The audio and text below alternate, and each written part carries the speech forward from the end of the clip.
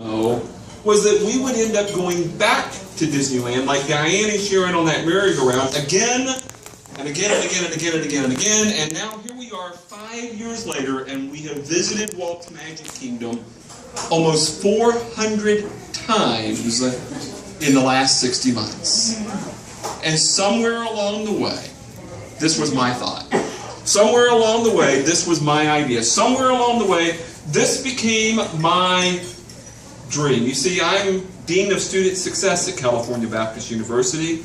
I'm a history professor, and I began to ask this question: why is it there a college course on the history of Disneyland?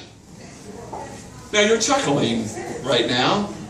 Those of you who are a little bit older are sitting there thinking, really? Like a college course about an amusement park?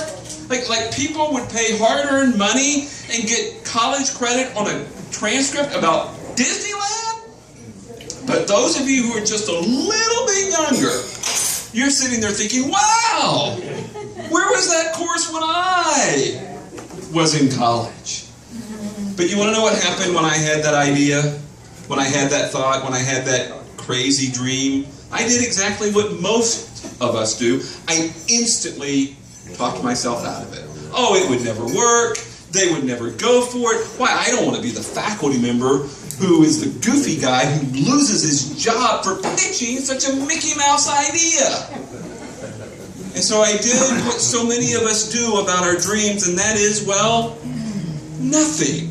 And yet it haunted me like the ghost in the Haunted Mansion. It haunted me year after year, and finally on one Monday in May a few years ago, I was leaving campus just at the start of the summer semester, and I was thinking about my dream, distracted by my idea. And I began to drive off of the university campus. I got onto the 91 freeway and I started to accelerate, and all of a sudden I heard a horrific noise. And I looked into my rearview mirror. I saw my iPhone doing cartwheels down the shoulder of the freeway. Because in my distracted thinking about my dream for a college course on the history of Disneyland, I had left my iPhone on the roof of the car. Oh, Lord. I raced up to the next exit, went across the freeway, raced back in the opposite direction, came across the freeway again, slowly made my way along the same shoulder, and before I ever found my iPhone, I first found something else that looked painfully familiar. Because you see, I had not just left my iPhone on the roof of my car, but I had left my iPad as well. Uh-oh. Oh, I thought you were going to say your Disney years. That moment changed my life. I stood there along the shoulder of the freeway, recognizing those aren't just cars passing me by. That's my life. Yeah. I was done letting life be what happened to me. It was time for me to take charge. It was time for me to take a stand. I made a commitment. There was never going to be another day where I didn't work on my dream of creating a college course on the history of Disneyland. So the next day I went in and I made an appointment with the chair of our History of Government department, and I pitched my Mickey Mouse idea. And guess what? 30 years ago, when he was a student at USC, he had worked as a cast member at Disneyland. He loved the idea. He didn't think it was goofy at all. And so for the next year, I got to work on my dream, syllabus and curriculum, textbooks, field trips, guest lecturers. And I've never looked forward to walking into a class like I looked forward to 1 year later, when I had a bunch of general education history students who were about to start on their Dreamers class as well, because this wasn't just any history course. They were getting to take the history of Disneyland. Now here's the funny thing about dreams. Here's the funny thing about stories. They're going to be difficult. They require adversity. They all include obstacles, because after all, if it were easy, the Kiwanis would have done it by now. And so after giving the very first lecture in my dream class, a college course on the history of Disneyland, the very next day, I was diagnosed with a brain tumor. And the neurosurgeon at Cedars-Sinai said to me, "It is life-threatening. Today's Friday. I need you back here for surgery on Tuesday. Best case scenario, Best case scenario, if it is not cancerous, you will still be out of work anywhere from 6 to 8 weeks. 6 to 8 weeks means no class. 6 to 8 weeks means it's wiped from the schedule, probably never to be seen or heard from again. 6 to 8 weeks means my dream dies. So I planted my sword and I looked the neurosurgeon in the eye and I said, "Sorry, Doc," forgetting for just a moment that this wasn't Doc from Snow White and the Seven Dwarfs. "Sorry, Doc, but Tuesday's not going to happen." And he wanted to know, "Well, what are you doing on Tuesday that's so important that you're willing to risk your life and put off brain surgery?" And I said to him, "Well, I am a university professor. I have class this summer." And then, of course, he wanted to know, "Well, what class are you teaching that's so important that you're willing to risk your life and put off brain surgery?" Trust me on this. When I said to him, history of, well, Disneyland, I thought he was going to kill me before the tumor ever had a chance. But it was in that moment that I came to this realization. More than an idea, more than a crazy thought that had haunted me for years, even more than a dream, this had become my life's passion. And here's why. Every year, 33 million people in the United States alone, 33 million people go either to Disneyland or Disney World. What if rather than being the place where dreams come true, what if we could show everybody how Disneyland is actually the place that is giving us the example of how to make our own dreams come true? Why, that was something I was willing to lay down my life for.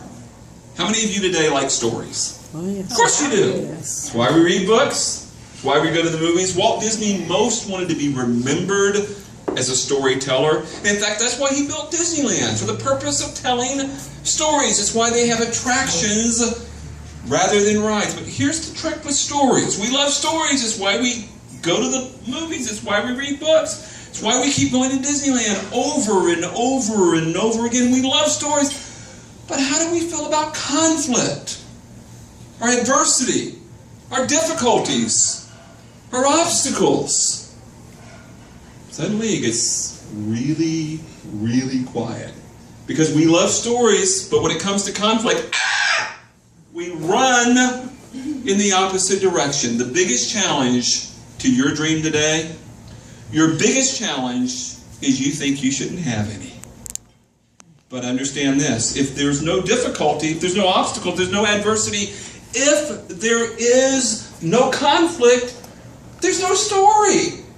It's just middle-aged men living in the suburbs driving Volvos. Nobody cares. And so whatever the bigger the dragon is between you and your dream, just know it just makes for a better dream and ultimately will make for a better story. When Disneyland opened in 1955, the best stories that the park told far and away were by way of the original Fantasyland dark rides. They're still there and you know them well. Well, wasn't the Snow White, trees, excuse me? the trees, the story of which trees are to stay and go? Well, that's a great story, but we're talking specifically about attractions. Snow White's Scary Adventures, Peter Pan's Flight, Mr. Toad's Wild Ride. And each of those attractions was constructed to evoke the emotions that we readily associate with story. So Snow White's all about fear and danger, and Peter Pan's about awe and wonder, and Mr. Toad's about humor and comedy. And yet, as much as we loved Disneyland, as much as we loved those original dark ride attractions, back in 1955, we were also very, very confused. And here's why. When you first rode those attractions, you would be looking for the hero, the lead characters in their stories, and they weren't anywhere to be found. Because Walt's expectation was when you ride Snow White, you get to be Snow White. When you ride Peter Pan, you get to be Peter Pan. When you're on Mr. Toad, you are Mr. Toad. How cool is that? And we didn't get it. And so for 30 years, every day, guests would line up at City Hall on Main Street, and they would lodge a complaint. I just rode Snow White. Did you know she's not there? I just got off Peter Pan 3 times. You know how long that line is. Nowhere to be found. Where is Mr. Toad? And so when they renovated Fantasyland in 1983, they put the heroes and the lead characters back into those attractions and back into that stories. It fixed Fantasyland, but does nothing for you, and nothing for your life, and nothing for your family, and nothing for your business, and nothing for your dream. I want to challenge you today. Stop looking for a hero. If you need a hero, be one. And if you're not willing to step up and take the lead today, when will you be? Final question. Anybody have doubters or naysayers in their life? They don't believe in you, don't believe in your business, don't believe in your dream, your idea, your way of doing things? Well, you're not alone. I'm in a room filled with Walt Disneys this afternoon. When he came home on that Saturday and said to his beloved wife, Lily, honey, we're going to build an amusement park. She looked at him and said, oh, Walt, no. Why? Why would you want one of those? Why, those places are filthy.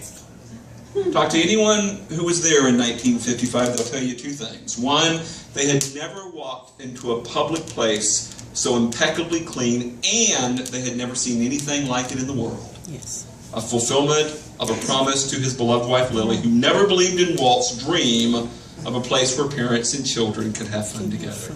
Now it's Monday. He goes to the studio where his older brother Roy, who has been his lifelong partner and lifelong financial partner, and he says to Roy, Roy, we're going to build an amusement park. And Roy looks at Walt and says, Walt, you've had some crazy ideas in your day. We are not building an amusement park. Well, it's 1954. They're actually building an amusement park down in Anaheim. And Walt calls up his good friend Art Linkletter, who would go on to serve as the MC for the opening day broadcast on ABC television, viewed by 90 million Americans on Sunday, July 17th, 1955. But in 1954, Art Linkletter never even heard of Anaheim, let alone having ever been there. And Walt says, we're building an amusement park. I'm really excited about it. I want you to see what we're up to. And so Walt picks him up in downtown Los Angeles. They drive the 33 miles south to Anaheim. They pull into what was still an orange grove with walnut trees, piles of dirt, and a bunch of bulldozers. And Art Linkletter would spend the rest of his life telling this story. As soon as the engine stopped, Walt jumped out of the car. He'd never seen him so excited and so energetic. And he immediately began to show where the railroad was going to run around the perimeter of the park, and how Main Street was going to go right down the center, and where the Jungle Cruise ran in Adventureland, and how Dumbo the Flying Elephant was going to soar over Fantasyland. And the entire time, Art Linkletter is standing there in the middle of an orange grove, and all he can think is, oh, my poor, delusional friend. He's going to build an amusement park in Anaheim. He'll go bankrupt. No one can believe in you and your dream more than you. When Disneyland opened to the public, for people just like you and me, not on July 17th, but the official opening day, which was actually Monday, July 18th, the day that Walt was actually really excited about, because, well, for nothing else, that was the day people were actually going to pay to get into Disneyland for the very first time. And the original budget was $3.5 to $4 million. By the time they finished, they had spent $17 million. The very first person to buy the very first ticket, to spend the very first dollar to get in Walt's dream of Disneyland was his older brother, Roy.